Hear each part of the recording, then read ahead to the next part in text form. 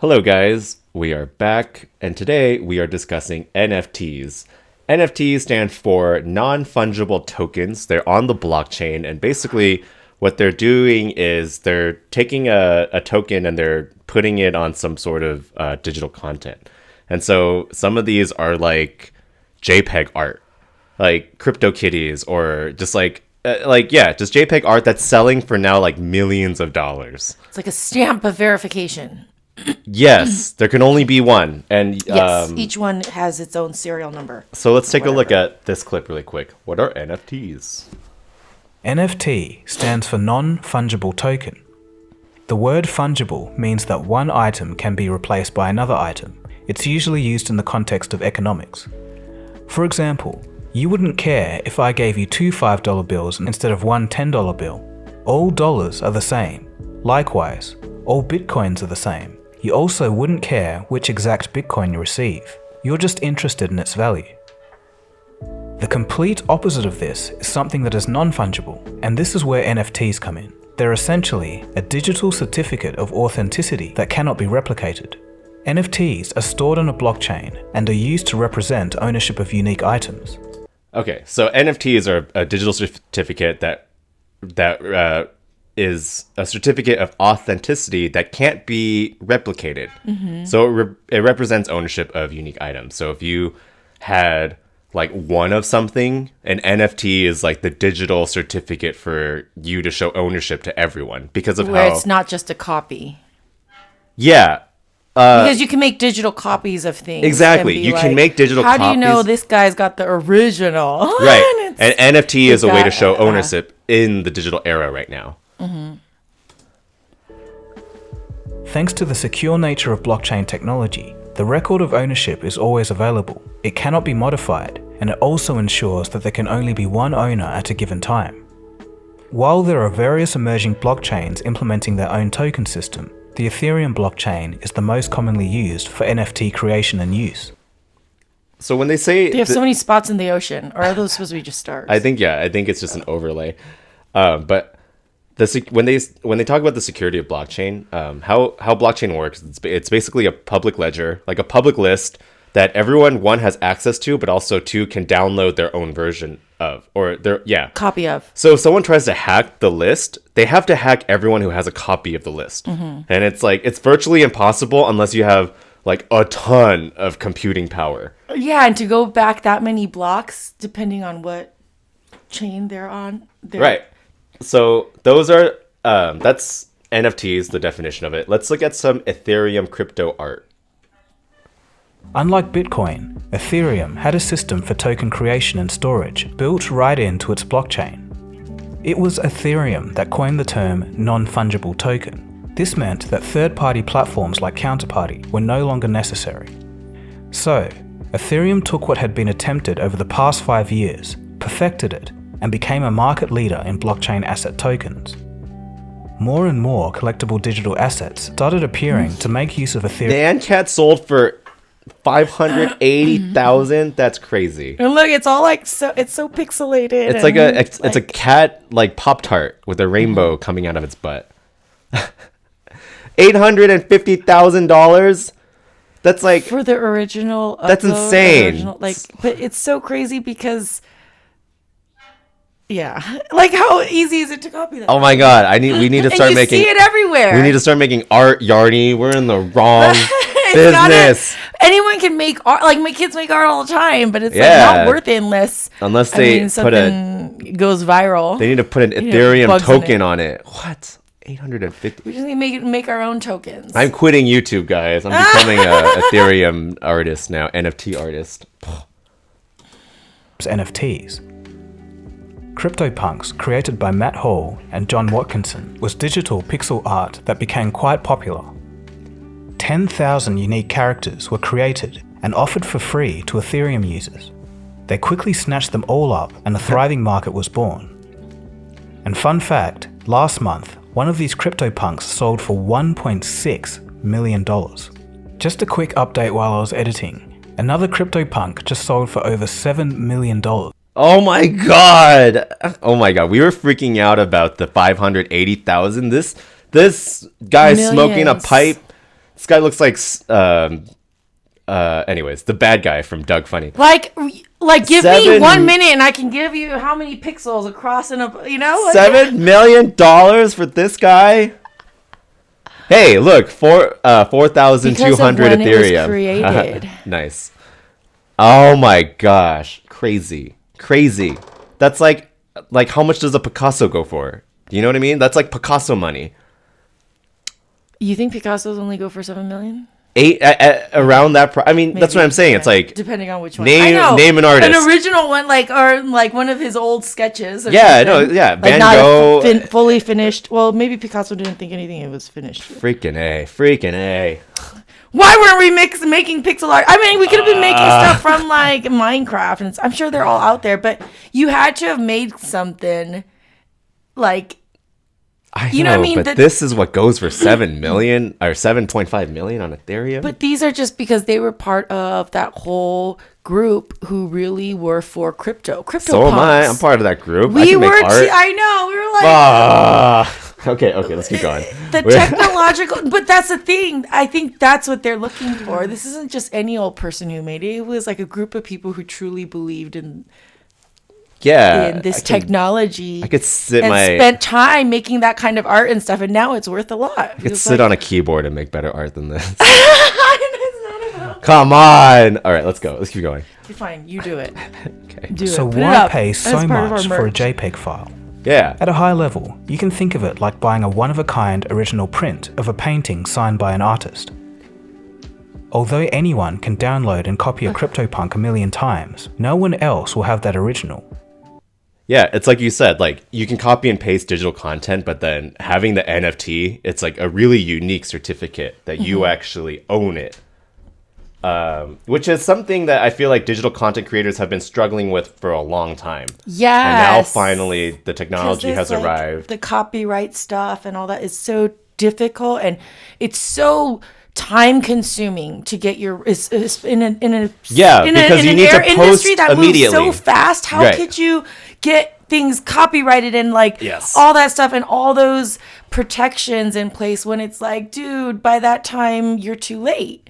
Yeah, but now this is a way for them to quickly engage in an economy that values their work. They don't have to wait for all the copyright and all that. Yeah, and you already got a way to make exchanges and to validate your not only your products, but people to give you something right, like to pay for it and be secure making that exchange without ever coming into contact with you, which is how it should be in the digital space. But we make it so complicated because we're so burdened by old ways of moving currency and money and validating assets. All right, let's keep going to Cryptokitties because it gets crazier, guys. Didn't we do a thing on Cryptokitties? I don't think so, but well, let's take a look at this first. The story and we'll try of to one explain it. particular digital asset became infamous. It generated reactions spanning from utter confusion to outrage. Okay, so Cryptokitties is what we're talking about. And, let's keep going. Okay. Was Cryptokitties. Cryptokitties was a digital trading game launched by the Vancouver-based company Axiom Zen. It exploded with popularity. CNBC claimed that it was, quote, epitomizing the cryptocurrency mania. Okay, so what they didn't explain was it's not only a place where you can buy and sell cats, like it's a trading place, but you can also pay to breed them. Mm-hmm. And when you breed cats, you can get more unique traits and that you could ultimately sell for hopefully more money because you're breeding more rare traits into your cats. Mm-hmm. So they completely overgo the breeding aspect of it, which is really interesting. But also what made because it's creating more. Yes, it's not just about trading what they create, but allowing the users to create on their own with the stuff that they're getting. But it's limited with your kitties and you have to pay Ethereum to breed your cat, so it's pretty good. It's a pretty good business model. The trading popularity of Cryptokitties was unmatched by similar NFT assets. Look like. The genes in their code define their physical appearance on 12 features based on a template by a human designer. They call those features cattributes. Cattributes! That's so cute. Okay, so unknown, environment, mouth, wild. I don't know what wild is. Color, pattern, color, body type, eye color, pattern, body. It's like this is the DNA for it. Yeah. Wow. Amino acid codes. But that's the unique NFT you're getting in real time is like this. I don't know. What is this? 4 times 12. That many different combinations of DNA. Body pattern. Yeah, it's so like interesting. It's because there's 4. We should make our own crypto kitty. We'll call it Highbrow kitties. They're cats that like weed and news or something. Cats that you get a cat. So what happened with the Cryptokitties? Because some of the tokens and stuff couldn't write out the drops, because once cryptocurrency or Bitcoin and stuff started growing in its value, like the dips would get so big that a lot of these tokens would totally run themselves to the ground. What you're describing is volatility. Let's keep going. Sure. Yeah, because now attributes. Like us, these cats can also carry traits in their code that only show up in their offspring. And although the hype did die down over a few short months, a community was established and still perseveres till today. So yeah, Cryptokitties is an example, is one of the first examples of a game NFT, where you create these unique tokens and you create a game out of it, where your tokens are exemplified by a game? Real life like drawings of cats. Oh, super cool. So what happened to them? He said the hype has died off a little bit, but it still has such a strong fan base that there's people going. still on it. Yeah. So these are kind of like the cryptocurrency versions of NFTs. Let's look at some example of mainstream versions of NFTs. One of the most recent success stories to gain media attention was the website NBA Top Shot. Off the back of the CryptoKitties success, Axiom Zen, now called Dapper Labs, has spent the past 3 years working on the NBA Players trading platform. Think of it as basketball cards, but instead of owning an image of LeBron James on the card, you can own the video of a specific moment in a specific game. This ownership has nothing to do with the licensing, and in addition, the video can be seen by others. So what it is basically, it's like playing cards, right? But instead of a playing card where traditional like baseball or I guess basketball cards, they represent a player in a certain year. These playing cards represent a player in a certain game moment. So like a dunk. It reminds me of the Harry Potter wizard cards. Yeah. And so you get to see something like a tidbit of one of their best shots or the shot that won them their NBA or whatever. Exactly. That's exactly what this is. It's like the highlight moments, but they made it a collectible. Uh-huh. And NFTs is the certificate behind that to authenticate the run, right? If there's like 1,000 of them or 10,000 of them. Super cool. I know a lot of people who I was explaining cryptocurrency to a while back, and they didn't really get it, and now they're on Top Shot. They're buying this stuff. Well, the problem with it was that it was such a beginning stages of building like the background, the tech behind what would support things like this. Yeah. That blockchain could do and stuff. But now we're seeing more and more implementations of it, and it's kind of interesting. I think new technology really benefits.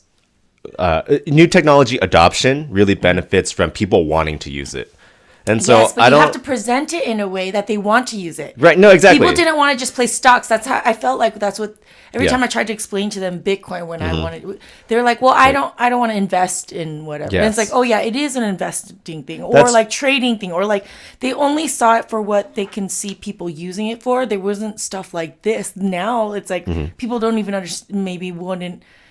People could be a part of this without even knowing what cryptocurrency is. Right. Or blockchain. Yeah. Right. No, that's true.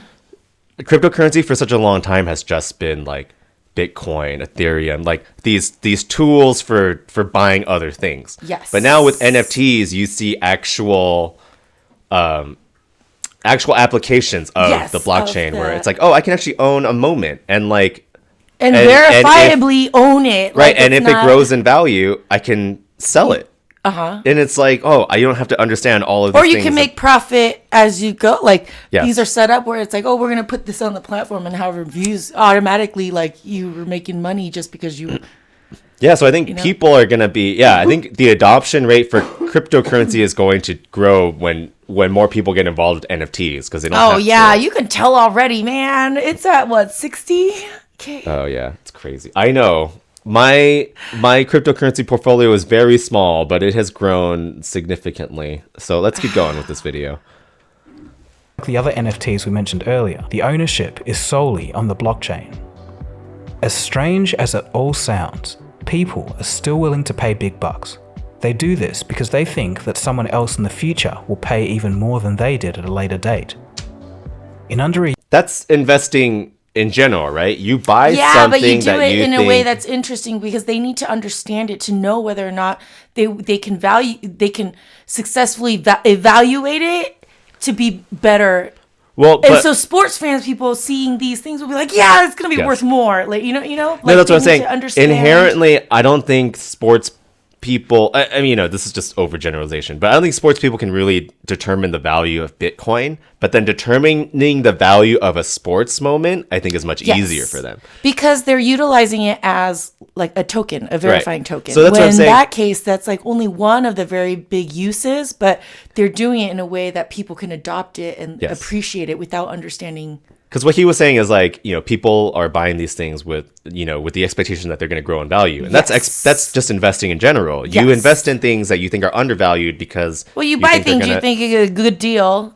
Yeah. You maybe want to save it. You maybe want to make money from it, or you maybe want to sell it later. Whatever the reason is, like people love to buy things they feel like, oh my gosh, I'm getting a good deal. Yes. We watched a video recently on the economics of Costco, and this lady was like, there is something psychologically satisfying about finding a good deal. And that really connected with me. I was like, that's very true. Like when I find a good deal, I often remember it because I can repeat the deal I got to other people so quickly. Anyways, okay, let's keep going with this. They did at a later date. In under a year, the beta version of the site has seen $200 million pass through in direct sales. A clip of LeBron James dunking has sold for over $200,000. The community clearly sees value here, but if I'm 100% honest, I don't really see it. You're not a sports fan. But moving away from collectibles, the content creation industry has also embraced the possibilities of NFTs. Struggling artists and musicians can leverage NFTs as a powerful tool. The band Kings of Leon surprised fans with a collection of NFTs available for sale. From unique artwork to images of golden ticket passes for upcoming shows. The band also became the first to release an album on NFT. Wow, from the NBA to Kings of Leon. I think... It's just content creation.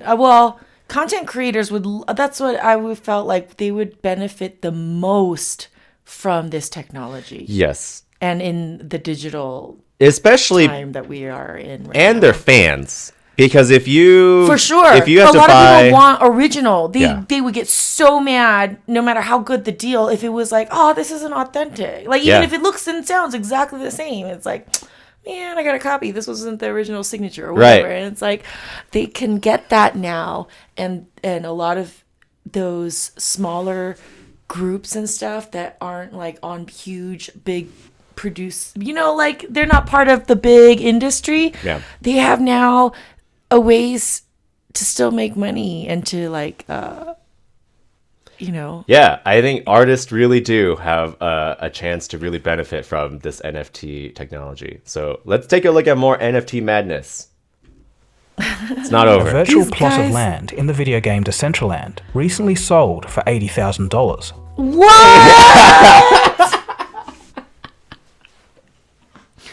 You guys didn't get that. A virtual plot of land. That's more than a real plot of land where we live. This reminds me of people who are selling stars to name the stars or whatever. Yeah. At least the stars are like really there. Okay, fine. Objective, like how that this is here too because people can access it and everyone can, but Who's buying this stuff? I want to meet that person. Where are these buyers? And I've got something to sell. You can buy real land with that money. Like, what? Okay, so virtual plot of land sold for $80,000. What else can be made into NFTs? So Taco Bell has gotten on the action, and they sold a gift to sell digital assets. $20,000.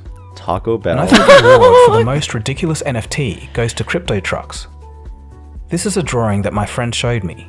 Yes, this truck that you're seeing on your screen that looks like it's been drawn by a 5-year-old sold for over $300,000. I told you my managed to kids sell could do it, and condolences to the person who bought it. 300. Not to be outdone, Twitter CEO Jack Dorsey has put his first ever tweet on auction. The current highest bid, $2.5 million. Wow. And again, you can go to Twitter and look at this tweet yourself for free. I heard that guy was an asshole. Who? Jack Dorsey. I think he stole the idea for Twitter from a guy who made it. But, well, you can own his first tweet. I wonder what you can do with it. Can you change it? Oh, if you have access to it? Just stole the idea for Twitter. Just kidding. I know. What if the person who wins wants to tweet something that he doesn't want to tweet? All right. Or he already tweeted something and they own it? What? I don't know. I guess they own his first tweet. He can sell it for $2.5 million. I mean, all right. Well, okay. So let's I'm confused. Let's end this video with I think this guy goes over what he thinks the value of NFTs can be. Here are a few examples of what I expect to be more sustainable uses for NFTs. Purchasing domain names, collateral in decentralized crypto loans, the registration of a car, or a deed to a home. These are all uses that the average person can understand and take part in. But the most exciting use of NFTs for me is the concept of membership. For example, I could release a Cold Fusion NFT that grants you, the viewer, voting rights in what videos come next, and other perks such as merch and future releases of music from me.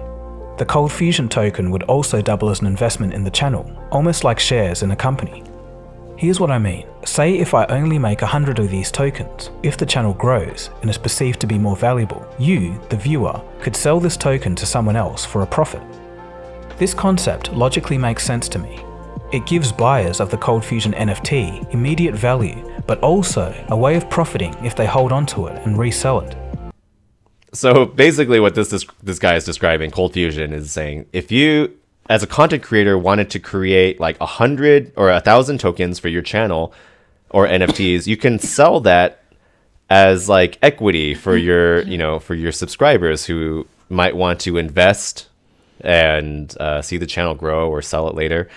And so, have input on how it grows. Yeah, so in a very small way, you can basically like have like you can issue stock. Yes.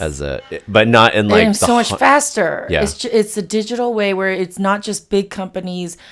It's kind of like the next step, but a better step of the whole Kickstarter. What is Kickstarter? Yes. Kickstarter only. I feel like Kickstarter, but with crypto, so it's a little more secure. Kickstarter with equity.